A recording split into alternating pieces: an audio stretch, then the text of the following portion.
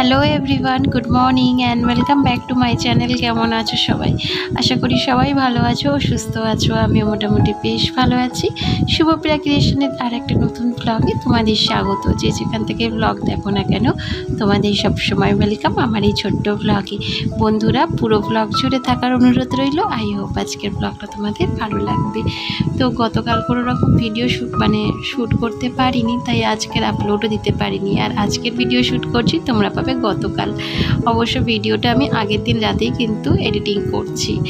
তো কি করব বলো, অতিরিক্ত গরমের কারণে ভিডিও শ্যুট করতেও ইচ্ছা করছে না। মানে এতটা পরিমাণে গরম আবারও পড়েছে যে ঘরের কাজকর্ম তো দূর, মানে ভিডিও নিয়ে যে বসবো সেটাই আমি করতে পারছি না, জানো তো।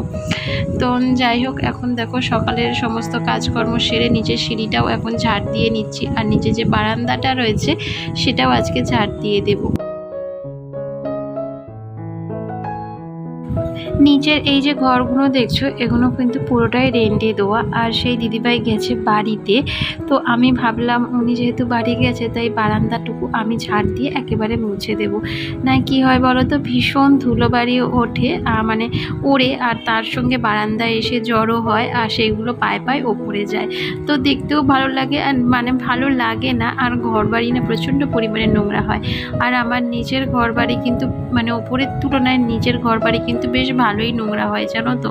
তো ওই দিদিভাই ছিল বলে তো বেশ পরিষ্কার পরিচ্ছন্ন করে রেখেছে। তোমরা নিশ্চয়ই দেখতে পাচ্ছ একেবারে বারান্দা চকচক করছে। কিন্তু মাঝে মধ্যে আমাকেও ঝাড় পরিষ্কার করে মানে রাখতে হয়, না হলে আবারও নোংরা হয়ে যাবে। আর এই যে দেখো সকালে জলখাবার বানাবো, মানে আজকে সকালে কোনো রকম জলখাবার বানানো হয়নি। এই যে দেখো পাউরুটিগুলোকে এখন সেঁকে নিচ্ছি টক দই দিয়ে, সকালে সার্ভ করবো। পরপরই কয়েকদিন রুটি করার পর আজকে না ইচ্ছা করলো না যে আবারও রুটি বানাই। আর এখন যেহেতু প্রচণ্ড পরিমাণে গরম পড়েছে, তাই লুচি পরোটাও না বন্ধুরা বানাচ্ছি না। যতটা পারি মানে চেষ্টা করছি তেলের জিনিসগুলোকে অ্যাভয়েড করা, যাতে নিজেদের শরীর স্বাস্থ্য দুটোই ভালো থাকে। আর এই যে দেখো এখন কাপড় চোপড় নিয়ে সোজা চলে এসেছি ছাদে মেলতে। আর কি প্রখর পরিমাণে রোদ্দুর দেখতে পাচ্ছ, মানে এত রোদ্দুরে যে ছাদে এসে জামা কাপড় মেলাটা এটাই যেন দুষ্কর হয়ে যাচ্ছে। আর চতুর্দিকেই মানে গাছপালা তো নাম নিশানাও নেই। সেই যে দূরে দেখছো কতগুলো নারকেল গাছ রয়েছে, আমাদের বাড়ি থেকে কিন্তু ওই নারকেল গাছগুলো অনেকটা দূরে, কিন্তু আমাদের বাড়ির আশেপাশে তো একটাও গাছপালা নেই। ভাবতেই পারছো কতটা গরমের মধ্যে আমরা থাকি। শুধু আমরা কেন, যারা আমাদের মতো এই রকম শহর অঞ্চলে বাস করো তাদের যে কতটা কষ্ট সেটা যারা থাকে তারাই একমাত্র জানে। বন্ধুরা, আজকের ভিডিওটা অনেকটাই ছোট, আশা করি তোমরা একটু প্লিজ ধৈর্য সহকারে পুরো ভিডিওটা দেখবে। আর যদি ভালো লাগে একটা লাইক, কমেন্ট এবং শেয়ার করে আমার এই ছোট্ট চ্যানেলটা একটু এগিয়ে নিয়ে যেতে সাহায্য করো। এদিকে দেখো দুপুরের রান্নাটাও বসিয়ে দিয়েছি। আর আজকের করছি শাক ভাজা, আর তার সঙ্গে রুই মাছের ঝোল। ভেবেছিলাম রুই মাছটাতে একটু ঝিঙে পটল দেব, কিন্তু আমার বরের আবার এইরকম আলু দিয়ে মাছের ঝোল খেতেই বেশি পছন্দ, তাই জন্য থাক আর সবজি টবজি দিইনি। তো যাই হোক, এই যে আমার মাছের ঝোল হয়েও গেছে, ওইদিকে আমার ভাতও বসাতে হবে। টুকিটাকি অনেক কাজকর্ম পড়ে রয়েছে, আর একটু একটু করে তোমাদের সাথে সমস্ত কাজকর্ম শেয়ার করছি।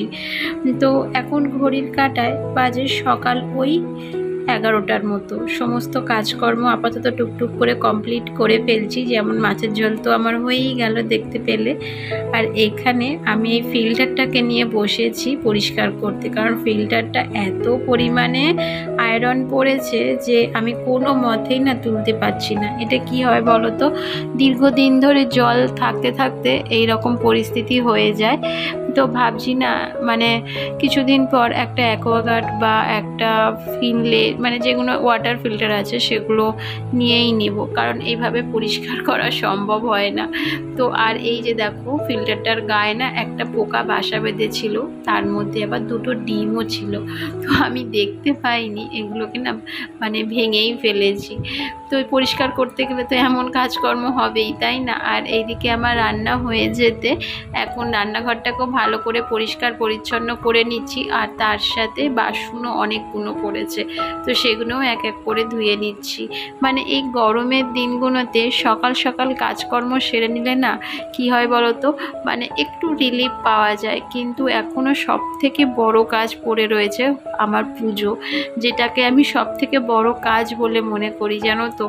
কিন্তু এখন আর আমি সকাল সকাল ঠাকুরের পুজো দিতে পারছি না। সেই দুপুরে রান্নাবান্না করার পর, স্নান করার পর পুজো দিতে যাচ্ছি। আর পুজো দিয়ে এসে আমার একেবারে হালত হয়ে যাচ্ছে খারাপ, এতটা পরিমাণে গরম জানো তো।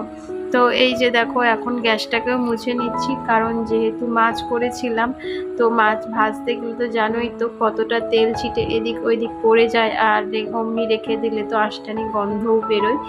তো সেই কারণে দেখো এখন স্কচব্রাইট দিয়ে ভালো করে ঘষে মেজে পরিষ্কার করে নিচ্ছি। মাঝে মধ্যে ভাবি জানো তো যে সকাল সকাল ঘুম থেকে উঠে রান্না বান্নাটা আগে সেরে নেব, কিন্তু যতই সেই ভাবনা থাক না কেন, কোনো মতে সেই ভাবনা আমার পূরণ আর হয় না যেন। মানে সকালের জলখাবার থাকে, তার সঙ্গে বাসি কাজকর্ম থাকে, ছেলেকে স্কুল পাঠানো থাকে। তো এগুলো করতে করতে না দুপুরের রান্নাটা আমার করতে করতে সেই বেলা 11টা থেকে 12টা বেজেই যায়। আর ওইদিকে রান্নাঘরটা মুছে এসে আর এখানে না এই টুলটাকেও ধুয়ে নিচ্ছি। টুলটা না কতটা সুন্দর ছিল জানো তো, মানে পুরো রেড কালারেরই ছিল, কিন্তু জলের যে ফিল্টারটা এটার উপর রাখতে রাখতে দেখো কেমন সাদা মতো হয়ে গেছে। দেখে না খুব খারাপও লাগছে জানো তো, কারণ টুলটা আমার নতুনই ছিল। আর এইদিকে দেখো ছেলে স্কুল থেকে আসতে ওকে আমি স্নানও একেবারে করিয়ে দিলাম। আর এখন না ও ভীষণ পরিমাণে বিরক্ত করছে জানো তো। আমি কয়দিন ধরেই নোটিস করছি যে ওই স্কুল থেকে আসার পর এতটা পরিমাণে বিরক্ত করতে লাগে যে ওর বিরক্তি দেখে যেন আমারই বিরক্তি লেগে যায়। মানে এত খ্যান খ্যান করতে থাকে, কথা বললে শোনে না, মানে দুষ্টুমি অনবরত করতেই থাকে। তো বন্ধুরা আজকের ভিডিওটা এখানেই শেষ করলাম, আবার দেখা হবে নেক্সট ব্লগে খুব তাড়াতাড়ি। ততক্ষণের জন্য